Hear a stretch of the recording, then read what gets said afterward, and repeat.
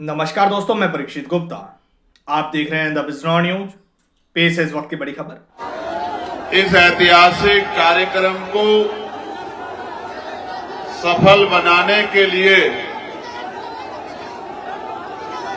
जो प्यार, आशीर्वाद और भविष्य में मदद का आश्वासन लेकर आप यहां आए हैं, मैं इसके लिए आपका दिल की गहराइयों से बहुत बहुत धन्यवाद करता हूं। प्यारे मेरे परिवार के लोगों, यहां उपस्थित नौजवान साथियों, बड़े बुजुर्गों, प्यारे भाइयों, माताओं, बहनों, प्यारी बच्चियों, मैं आपका प्यार देख के दिल से इस बात का इजहार करता हूं कि कन्नौज के कपूरवा मैदान में, कपूरपुर जो छिबरा मऊ में है, ये जो ऐतिहासिक कार्यक्रम आपने किया है, इसकी गूंज लखनऊ तक तो जाएगी, लेकिन दिल्ली वालों को भी इसका एहसास शाम तक हो जाएगा। मैं अपनी बात को शुरू करने से पहले बहुजन समाज में जन्मे सभी संतों, गुरुओं और महान पुरुषों को नमन करता हूं। इसलिए नमन करता हूं क्योंकि वो महापुरुष, उनका जीवन, उनका संघर्ष, उनका त्याग, उनका बलिदान, ये सब मिलकर ही आज ये दिन आया है कि एक प्राइमरी स्कूल के हेडमास्टर का बेटा लोकसभा में आपकी आवाज बनता है और उसको प्यार, आशीर्वाद देने, अपने आंदोलन को मजबूत करने आप लोग सुबह सुबह ठंड में घर से निकलते हैं, और जब मैदान तक हम लोग पहुंचे हैं तो जिधर भी देख रहे हैं नीला समंदर नजर आ रहा है, नीले नीले पटके पहने इस देश के संविधान के रखवाले नजर आ रहे हैं। प्यारे साथियों, मैं धन्यवाद दूंगा भाई सुनील कुमार चित्तौड़ जी को, पूर्व विधायक नसीम अहमद जी को, माननीय यशपाल मौर्य जी को, राम गोपाल जी को, शिव प्रकाश विश्वकर्मा जी को, भाई प्रदीप निगम जी को, भाई नीरज कश्यप जी को, भाई अनूप आजाद जी को, भाई अजय वर्मा जी को, भाई चांद वाघमारे जी को, भाई हसन खान गोलू जी को, भाई कैप्टन हरीश चौधरी जी को, भाई तुलसीराम वाल्मीकि जी को, भाई छविराम जाटव जी को, छोटे भाई अभिषेक जाटव जी को, छोटे भाई जावेद वारसी जी को, जयप्रकाश जी को, उदयभान यादव जी को, अमन सिंह लोधी जी को, भाई सलमान खान जी को, जगरूप प्रजापति जी को, बब्बू अहमद जी को, गंगाराम पाल जी को, भाई रोकी वाल्मीकि जी को, करण चौधरी जी को, प्रभास गौतम जी को, अरुणेश कुमार जी को, रविंद्र पाल भोजी जी को, सिद्धार्थ विश्वकर्मा जी को, अर्पित आजाद जी को, राजन गौतम जी को, सुंदरम बोध जी को, राम बाबू वर्मा जी को, अनिल वर्मा जी को, सिद्धार्थ गौतम जी को, भगवान दास जी को, रमाकांत गौतम जी को, गौरव अहिरवार जी को, नीरज गौतम जी को, माननीय लाल मोहम्मद जी को, गुलाम वारिस जी को, मुन्ना खां भाई को, नूर मोहम्मद जी को, रियाजुल प्रधान जी को, साजिद कश्मीरी जी को, चांद खान जी को, और उनके अलावा अगर कोई छूट गया हो, चक साहब और तमाम हमारे साथी, अगर कोई छूट गया हो तो मेरे में ही अपने आप को खोज लेना। साथ साथ मेरे साथ चल के आए महेश काशना जी, भाई हिमांशु वाल्मीकि जी और भाई अमित कसाना जी, और तमाम हमारी पार्टी के छोटे बड़े सभी पदाधिकारी, भीम आर्मी आजाद समाज पार्टी के हमारे बंधुजन, हमारे कार्यकर्ता, नेता, मीडिया के बंधु और पुलिस के भाइयों बहनों, मैं आपका बहुत बहुत धन्यवाद करता हूं। मैं इस बात से शुरू करूंगा कि कार्यक्रम यहां नहीं था। कार्यक्रम कहां तय हुआ था? कार्यक्रम तय हुआ था कसावा मैदान में। कसावा के मैदान में तय हुआ था, लेकिन अंत में एक हफ्ते पहले कार्यक्रम का स्थान बदला गया। सुदर्शन जी, अगर कार्यक्रम कसावा मैदान में होता तो मैं लिख के देता हूं कि सारे रिकॉर्ड टूट जाते। मेरी बात को आप याद रखना। लेकिन रिकॉर्ड तो यहां भी, कपूरवा के मैदान में भी, कपूरपुर के मैदान में भी आजाद समाज पार्टी भीम आर्मी के लोगों ने बना दिया है। ऐसी सभाएं चुनाव में भी नहीं होती जैसा कार्यक्रम आपने जो है अपनी मेहनत की कमाई से कराने का काम किया। और नौजवानों का जो जोश है, जो नौजवानों का जोश है, वो देखने को है। कैसे कैसे एक एक रुपया जोड़ के, कैसे कैसे अपने काम से छुट्टी लेके आज ये बड़ा जन सैलाब यहां पहुंचा। और कहते हैं कि संघर्षों के साए में घनघोर जवानी पलती है और इतिहास उधर झुक जाता है जिस और जवानी चलती है। ये वो नौजवान है जो अपना आदर्श बाबा साहब अम्बेडकर को मानते हैं। ये वो नौजवान है जो अपना आदर्श शहीद उधम सिंह जी को मानते हैं। ये वो आदर्श है जो अशफाक साहब को अपना आदर्श मानते हैं। ये जो नौजवान है जो शहीद आजम सरदार भगत सिंह जी को अपना आदर्श मानते हैं। और मैं आज कह रहा हूं कि अगर नौजवान ठान ले तो वो दिन दूर नहीं है कि उत्तर प्रदेश में एक नया इतिहास, एक नया सुंदर भविष्य 2027 में लिखा जाएगा। प्यारे साथियों, मेरे दो प्यारे भाई सौरभ गौतम नौरंगपुर से और सत्येंद्र कुमार जो हमारे बूथ के कार्यकर्ता हैं, कल अपने कार्यक्रम को सफल बनाने के लिए मोटरसाइकिल से निकले थे। रास्ते में दुर्घटना के शिकार हुए और बड़े तकलीफ के साथ कहना पड़ रहा है कि भाई सौरभ गौतम हमारे बीच में नहीं रहे। सड़क दुर्घटना में वो हमें छोड़कर चले गए और सत्येंद्र कुमार घायल हैं। मैं कुदरत से प्रार्थना करता हूं कि भाई सौरभ जी के परिवार को ये दुख सहने की शक्ति दें और संबल दें। बहुत जल्द मैं उनके परिवार से मिलने उनके गांव में जरूर जाऊंगा। इस बात का भी मैं आप लोगों को बहुत जिम्मेदारी से घोषणा करके कह रहा हूं। और भाई सत्येंद्र जी जो घायल हैं उनके लिए भी प्रार्थना करता हूं कि वो जल्दी स्वस्थ हो जाएं।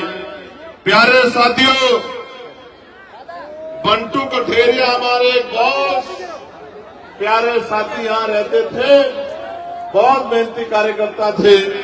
कुछ दिनों पहले वो भी हमें जो है छोड़कर चले गए थे। मैं उनके परिवार के बीच में पहुंचा था और मैं आशा उम्मीद करता हूं कि इन बलिदानों से हमारे कार्यकर्ता निराश हताश नहीं होंगे, बल्कि इन बलिदानों को सच्ची श्रद्धांजलि देने के लिए और ज्यादा मेहनत करने का काम करेंगे।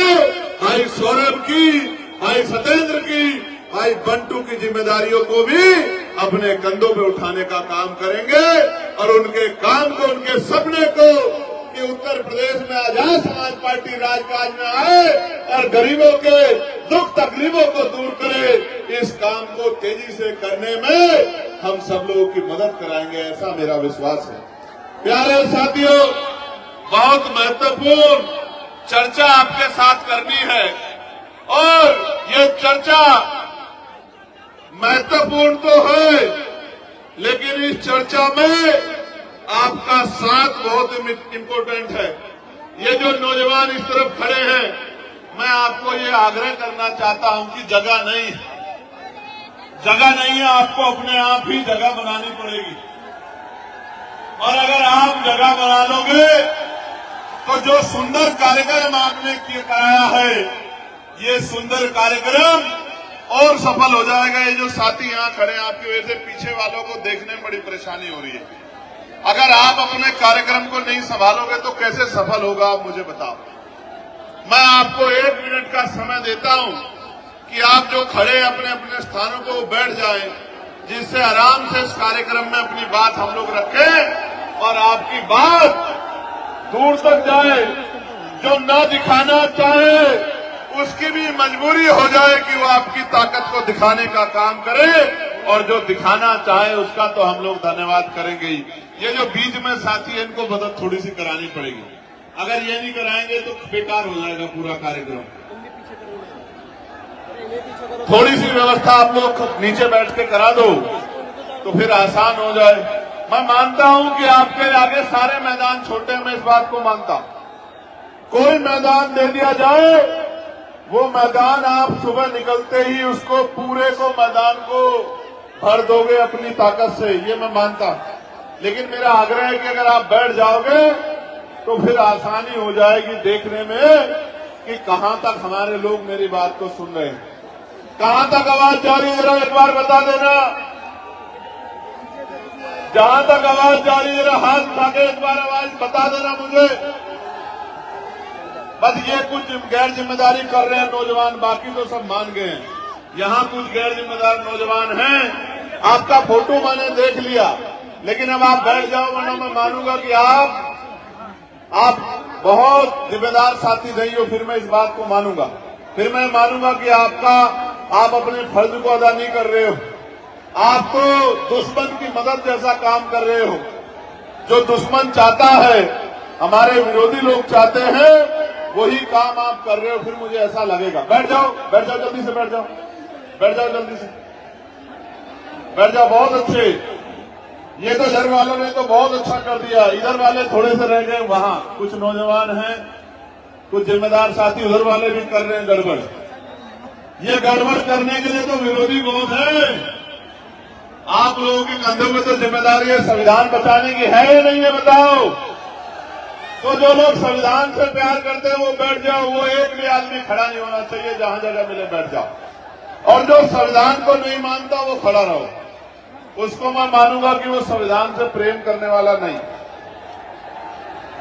अब तो कुछ दिखाई दिया है बहुत पीछे तक का, बस ये बीच वाले थोड़ा सा व्यवस्था करा देंगे तो ठीक हो जाएगा।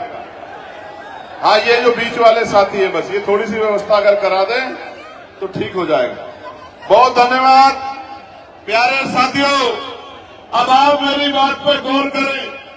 जब आप मेरी बात को सुनोगे और उस बात को लेके घर घर तक, दरवाजे तक, अपने बूथ तक, अपने सेक्टर तक, विधानसभा तक, अपने जिले में, अपने मंडल में जब आप जाओगे और जब आप जाके इस बात को रखोगे, मैं गारंटी से कहता हूं कि किसी के अंदर हिम्मत नहीं कि इस जन सैलाब का मुकाबला अपने भविष्य को इनकलाबी बनाकर रख दे, अपने भविष्य को मजबूत करते हैं। प्यारे साथियों, इस देश में लोकतंत्र पहले नहीं था, और जब तक लोकतंत्र नहीं था, गरीब, किसान, कमजोर, नौजवान, दलित, पिछड़े, आदिवासी और तमाम तरह के कमजोर वर्गों के लोगों को मुख्य धारा में आने का मौका नहीं मिलता था।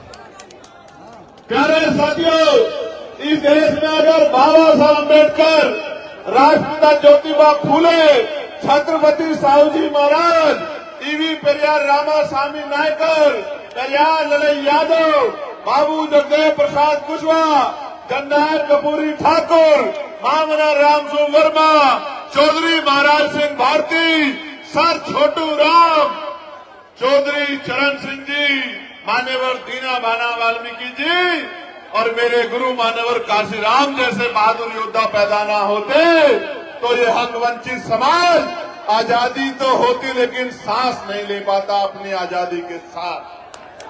प्यारे साथियों, बाबू सिद्धदयाल चौरसिया, ब्रह्मानंद लोधी जी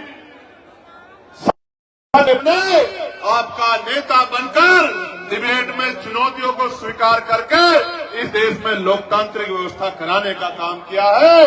इस देश के प्रत्येक बालिक को गौर से सुनना, ये बातें आपको टीवी में नहीं मिलेगी, गौर से सुनना, ये बातें आपको अखबारों में नहीं मिलेगी, क्योंकि टीवी और अखबार तो आजकल वो काम कर रहे हैं जो सरकार कह रही है। असली टीवी अखबार तो ये गरीब खाटी पत्रकारिता करने वाले बहुजन मीडिया के लोग जो कहता हूं उसी बात को दिखाते हैं, वरना बहुत जगह तो मैं कहता कुछ हूं और दिखाते कुछ और। प्यारे साथियों, गौर से सुनो, बड़े बुजुर्ग बड़ी संख्या में यहाँ बैठे हैं, आज वो अपना आशीर्वाद देने मुझे देखने और सुनने आए हैं। मैं उनको बताना चाहता हूँ, इस देश में 1919 से पहले कोई भी SC ST OBC का आदमी वोटिंग राइट नहीं रखता था। और आपको जान के अचरज होगा, सिर्फ SC ST OBC का नहीं, इस देश में किसी भी जाति धर्म की महिलाएं वोट का अधिकार नहीं रखती थी। फिर इस देश में सवाल खड़े हुए, मॉन्टेगो चेम्सफोर्ड सुधार समिति बनी, सुधार समिति के सामने कई विषय रखे गए कि नए वोटरों को शामिल किया जाए। नए वोटर कौन? वो जो लगान देते हैं, वो जो बहुत पढ़े लिखे हैं, वो जो बहुत पैसे वाले हैं, वो जो बहुत बड़े उद्योगपति हैं, वो जो राजा महाराजाओं के परिवार से आते हैं। और कुल मिला के 1919 से पहले 3% लोग वोट करते थे। कितने परसेंट लोग? जोर से बताओ, आवाज जानी चाहिए कन्नौज तक, नहीं लखनऊ तक नहीं जा रही है, जोर से बताओ पहले कितने परसेंट लोग? 3% लोग।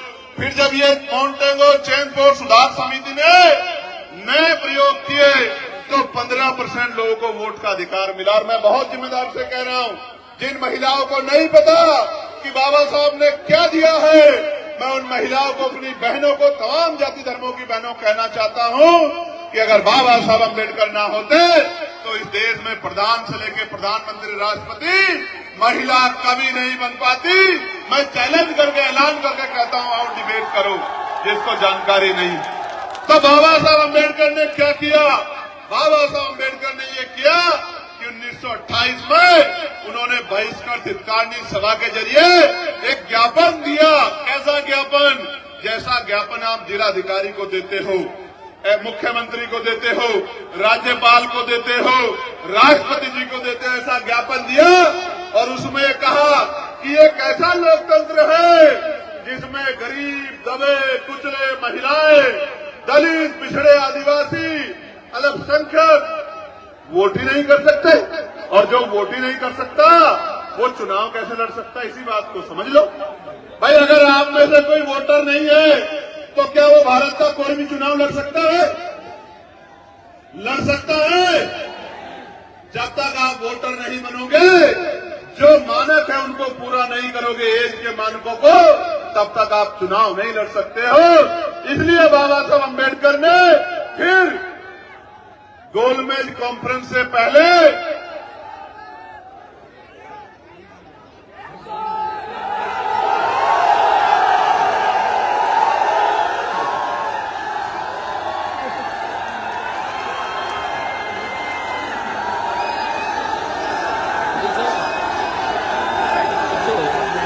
तो बाबा साहब की सिफारिशों पर साइमन कमीशन भारत आया। कौन आया? कौन आया? Simon commission. साइमन कमीशन कौन था? साइमन कमीशन एक कमीशन था, एक कमेटी थी जो दलित पिछड़ों आदिवासियों के हालात जानने के लिए भारत आई।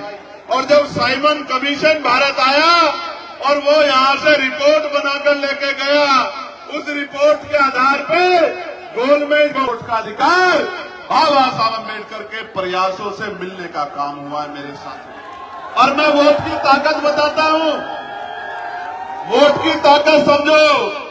अगर ये वोट का अधिकार नहीं होता तो ये जो बड़े बड़े कुर्ते वाले, बड़ी बड़ी गाड़ियों वाले, बड़े बड़े धन्ना सेठ आपकी गलियों में आते हैं, चुनाव के समय आपके पैर पकड़ते हैं, आपके पैर छूते हैं, आपके घर का खाना खाते हैं, आपसे भाईचारा निभाते हैं, आपके घर में कुर्सियों पर बैठ के कहते हैं कि माँ मेरे सिर पे हाथ रख दो, चाची, भाभी, बुआ, ताई, दादी मेरे सर पे हाथ रख दो।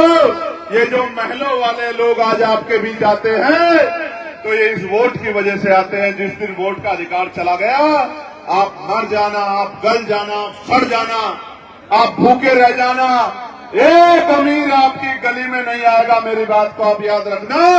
एक वोट के रूप में हथियार, स्वाभिमान सम्मान का जीवन दिलाने के लिए हथियार बाबा साहब अम्बेडकर हमको दिला के गए हैं। इसलिए बाबा साहब ने किसी की जमीन नहीं छीनी, बाबा साहब ने किसी का घर नहीं छीना, बाबा साहब ने किसी के रुपए नहीं छीने। अगर आज भी इस देश में बाबा साहब अम्बेडकर की प्रतिमाएं तोड़ी जाती हैं, आज भी इस देश में फूले साहू की प्रतिमाएं तोड़ी जाती हैं, आज भी इस देश में बाबा साहब अम्बेडकर को अपमानित करने की कोशिश की जाती है, उसका एकमात्र कारण ये है कि बाबा साहब अपने बच्चों को नौकरी नहीं लगा के गए, अपने करोड़ों बच्चों को इज्जत से जीने का अधिकार संविधान में दिला के गए। इस कारण बाबा साहब अम्बेडकर का विरोध किया जाता है। प्यारे साथियों, ये थोड़े से लोग पूरे कार्यक्रम को डिस्टर्ब कर रहे हैं। मैं चेतावनी के साथ इनको कहना चाहता हूं कि अगर ये मेरे लोग हैं तो अपनी जगहों पर बैठे, वरना मैं मानूंगा कि ये मेरे लोग नहीं है, और फिर मैं ये मानूंगा कि जो लोग मेरे नहीं है वो इस कार्यक्रम को खराब करने के लिए यहाँ आए। ये जो इस पूरी पंक्ति में लोग हैं, इनकी वजह से पूरा कार्यक्रम डिस्टर्ब हो रहा है, ये स्वीकार नहीं किया जा सकता है। मैं पुलिस प्रशासन के भाइयों से आग्रह करूंगा कि इनको बिठवाइए। ऐसे जैसे नौजवान ये अच्छे तो हैं, लेकिन ये नौजवान अगर सिर्फ नारे लगाते रहे तो इस देश में बहुत कुछ मिट जाएगा। मेरी बात को आप याद रखना, बहुत कुछ मिट जाएगा। और आप तो हाथ पे हाथ रखके बैठे रहोगे, कुछ नहीं कर पाओगे। भीड़ कभी राज नहीं करती है, भेड़ कभी राज नहीं करती है। राज योद्धा करते हैं, योद्धा बनना पड़ेगा, ज्ञान हासिल करना पड़ेगा और अपने अंदर अनुशासन पैदा करना पड़ेगा। जब तक अनुशासन पैदा नहीं होगा कोई लड़ाई नहीं जीत पाओगे। लड़ाई तो बहुत दूर की बात है, अपनी शिक्षा भी प्राप्त नहीं कर पाओगे। जो विरोध है हमारे महापुरुषों से, वो विरोध इसलिए नहीं है कि उन्होंने किसी की जमीन छीनी है, उन्होंने आपको स्वाभिमान सम्मान का जीवन दिलाने का प्रयास किया है।